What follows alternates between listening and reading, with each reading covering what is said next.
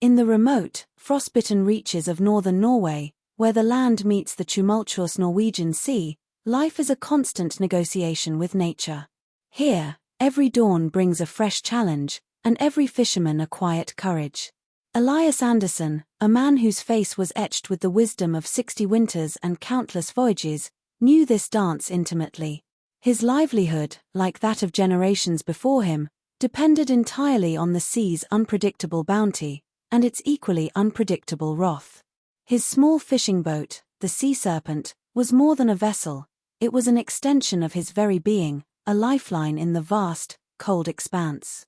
His home was Urken, a scattering of timber houses nestled precariously along a fjord, a village whose pulse beat to the rhythm of the tides and the distant hum of fishing trawlers. Urken was isolated, its inhabitants bound by a shared heritage of resilience and a profound respect for the sea. Elias lived there with his wife, Ingrid, their lives intertwined with the rhythm of the fishing season. On a crisp Tuesday morning in early February, Elias prepared his boat, the Sea Serpent, for another trip to his favored fishing grounds. The air was still, deceptively calm, promising a decent day's catch. Before casting off, Elias had meticulously checked the forecast. The reports spoke of moderate winds and manageable seas, nothing out of the ordinary for the season. There was a mention of a system developing further north, but it seemed distant, unlikely to impact his chosen area for at least another 12 hours. He was experienced enough to trust his gut, but the modern instruments seemed to corroborate his assessment. With the subtle shifts of the Arctic weather, however, complacency was a luxury no sailor could afford. He fueled the Sea Serpent and packed his provisions, anticipating a full day's work. As the first hints of dawn painted the sky in shades of rose and grey, Elias guided the Sea Serpent out of Urken's sheltered harbour. Ingrid stood on the small jetty, a familiar silhouette against the emerging light, waving her usual goodbye. There was a faint whisper of unease in the air, a subtle shift in the wind that Elias, focused on the journey ahead, might have dismissed as a trick of the early morning. Yet, he made a mental note to stay vigilant. The Sea Serpent cut through the calm waters, heading towards the open sea, towards the promise of the day's catch. 3 hours into his journey, the whisper became a roar. The sky, which had been a clear expanse of Nordic grey, rapidly darkened to a bruising violet. The wind, initially a stiff breeze, escalated into a brutal gale, whipping the sea into a frenzy of whitecaps and towering waves. Temperatures plummeted. The sudden ferocity caught Elias off guard. This was not the forecast he had checked. The Sea Serpent, built for harsh conditions, began to labor, its sturdy hull groaning under the relentless assault. Elias fought the helm, battling to keep his vessel pointed into the monstrous waves, but the sea had other plans. Then came the shudder. A sudden, violent jolt as a rogue wave slammed into the Sea Serpent, sending spray high over the cabin. The engine sputtered, coughed, and died. Darkness enveloped the small vessel as the navigational lights failed. Elias frantically tried to restart the engine, but to no avail. He moved to the radio, desperate to call for help, but the static was deafening. The antenna, he discovered, had been ripped away by the storm. He was adrift, powerless, and isolated, the Sea Serpent now a fragile cork in a boiling cauldron, miles from any sight of land. Back in Urken, Ingrid Andersen felt a prickle of dread. Elias's usual return time had long passed, and the storm outside, which had intensified throughout the afternoon, gnawed at her composure. She knew the sea, its dangers, and her husband's capabilities. Yet, the radio silence, the deepening gloom, and the relentless howling of the wind began to feed a burgeoning fear. Every passing minute felt like an hour, every shadow a premonition. She peered through her window, hoping to see the familiar silhouette of the Sea Serpent against the stormy horizon, but there was only the grey, swirling chaos. As darkness fully descended, Ingrid knew she could wait no longer. With a trembling hand, she dialed the local police station, her voice cracking as she reported Elias missing. The call was quickly escalated to the Norwegian Joint Rescue Coordination Centre, JRCC Bodo, a hub of maritime rescue operations for the vast northern waters. An alarm blared through their control room, signaling a high-priority search and rescue mission. A single fisherman, an experienced hand, was now a potential casualty in one of the season's fiercest storms. The weight of responsibility settled on the shoulders of the responders. Miles away, cutting through the churning swells, was the Norwegian Coast Guard vessel KV Nordkapp, under the command of Captain Lars Eide. A man with decades of sea experience etched into his calm, decisive demeanor, Captain Eide received the alert. He immediately gathered his crew. The gravity of the situation was palpable: a lone fisherman, a small boat, a fierce Arctic storm. These were the elements of a nightmare scenario. But Eide and his crew were trained for this. Their mission was clear: find Elias Andersen, no matter the conditions, no matter the cost. Preparedness was paramount.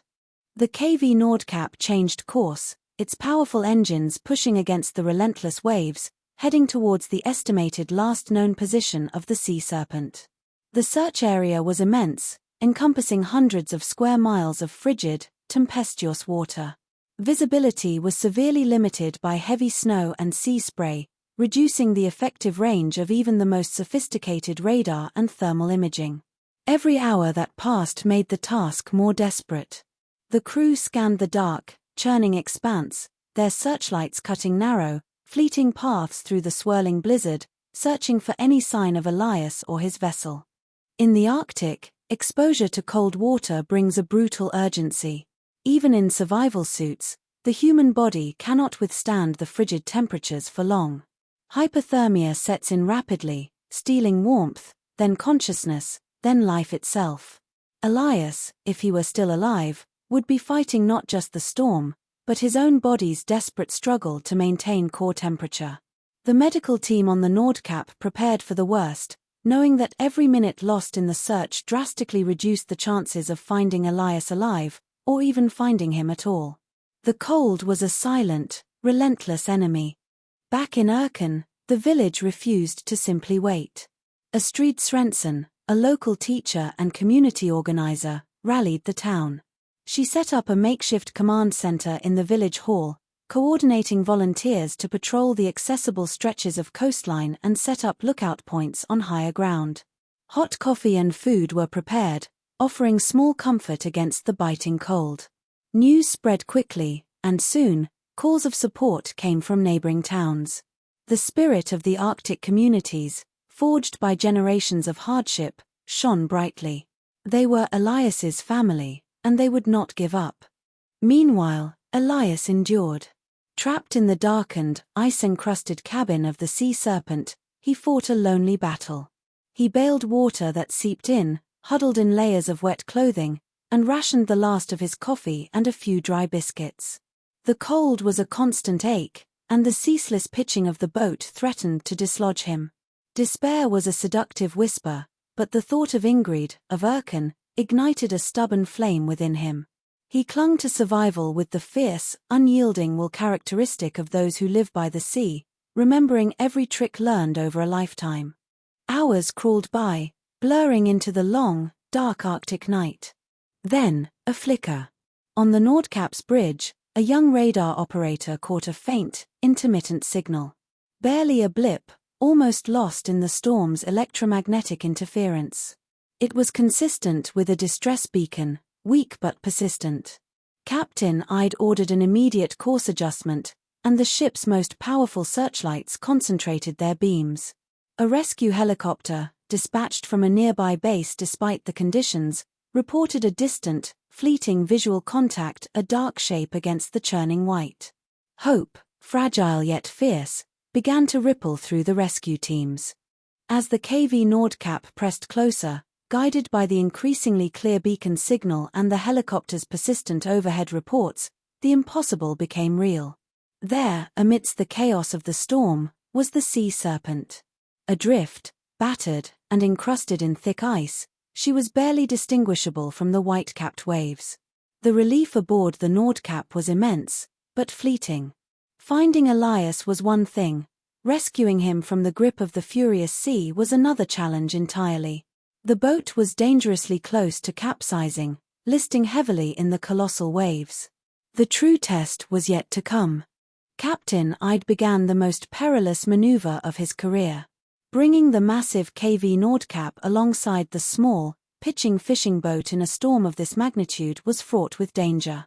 A miscalculation could crush the sea serpent or endanger his own crew. Skilled helmsmen battled the elements, inching the ship closer. Rescue swimmers, clad in thick dry suits, stood ready, tethered and prepared to brave the icy water. The waves, still towering and unpredictable, threatened to overwhelm any attempt at boarding. This was a dance with death, demanding precision, courage, and sheer will. After several tense, heart-stopping attempts, a small rigid-hull inflatable boat, RHIB, managed to approach the sea serpent. Two rescue swimmers, battling the crushing waves, clambered onto Elias's boat. They found Elias, barely conscious, slumped against the bulkhead, shivering uncontrollably but miraculously alive. His eyes, though glazed with hypothermia, showed a flicker of recognition. With incredible strength and coordination, the rescuers secured him, carefully transferring his weakened body into the RHIB, then back to the safety of the Nordkapp. It was a moment of sheer triumph against the overwhelming might of the Arctic Sea. On board the KV Nordkapp, Elias was immediately rushed to the ship's infirmary. The medical team, having been on high alert for hours, sprang into action. They carefully removed his frozen clothing, wrapped him in warming blankets, and administered intravenous fluids. His core body temperature was dangerously low, but his vitals, though weak, indicated he had a chance. The immediate danger had passed, replaced by the cautious optimism of recovery. The medics worked diligently, monitoring every breath, every heartbeat, slowly coaxing life back into Elias's frostbitten body, step by careful step. With Elias stabilized, the KV Nordkapp turned towards Urken, its mission accomplished. Word of the rescue spread like wildfire through the small community. The agonizing hours of waiting and fear gave way to an outpouring of profound relief. Villagers, bundled in their warmest gear, began to gather at the snow-covered dock, their eyes fixed on the distant horizon, awaiting the return of their fisherman. The lights of Urken twinkled in the dark, a beacon of home and hope. The journey back was slow, deliberate, each nautical mile bringing Elias closer to the warmth of his community and Ingrid's embrace. Finally, the KV Nordkapp docked. Elias, still weak but conscious, was carefully helped ashore.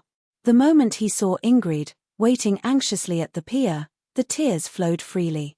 Their embrace was silent, yet it spoke volumes of fear endured, hope rekindled, and love triumphant against the harshest elements. The cheers of the assembled villagers erupted, a powerful testament to the bonds that hold these northern communities together. It was a reunion against all odds, a profound moment of human connection in the face of nature's raw power, a stark reminder of what truly matters. Elias Andersen's recovery was long and arduous, but his spirit, forged by a lifetime on the unforgiving sea, remained unbroken. He eventually returned to fishing, a little wiser, a little more cautious, but with an unwavering respect for the ocean. His story became another legend whispered in Urken, a tale of survival, courage, and the unwavering strength of community. It highlighted the critical importance of modern search and rescue technology, the bravery of the Coast Guard, and the simple, profound power of a village united in a common cause. Lessons from the deep, etched forever in the northern soul. The Norwegian Sea continues its relentless dance with the land, a source of life and an ever-present threat. But in places like Urken, the heartbeat of the community remains strong, resilient. Elias's rescue is a powerful reminder that even in the face of the Arctic's formidable power, the human spirit, bolstered by solidarity and courage, can overcome.